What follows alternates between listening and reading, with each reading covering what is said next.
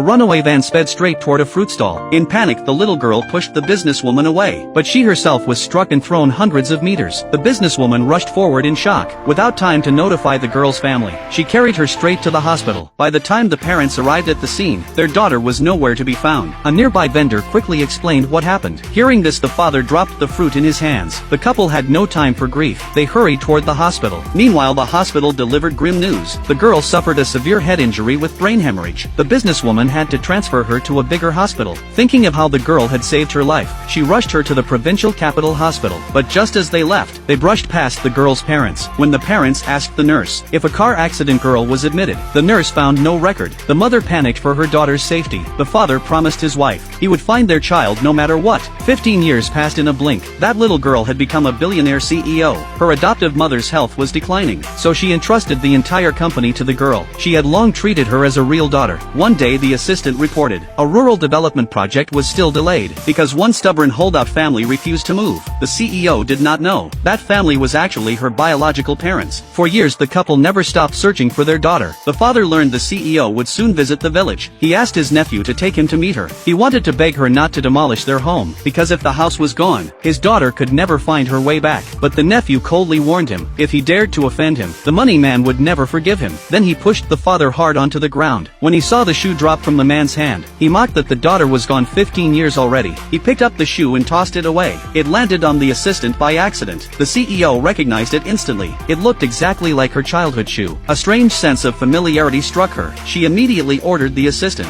to investigate where the shoe came from. Back at home, the father was exhausted, but soon the village chief arrived with his men. Without a word, he threw demolition papers at them. He demanded they sign and take compensation. The couple refused firmly. They would not leave before reuniting with their daughter. The chief exploded with rage. He threatened they must move today no matter what. He ordered men to demolish the old couple's house. Even as they resisted, they were pushed to the ground. Soon their belongings were dragged outside. The desperate father knelt before the chief. He begged them not to tear down the house. He said once the home was gone, his daughter could never return. But the chief sneered. He said they lost their kid cause they weren't paying attention. And now, they had it coming. But little did they know, they would soon pay the price, because the powerful CEO had just arrived at the village entrance. Want to know what happens next? Follow me. I'll be sharing the next chat after soon.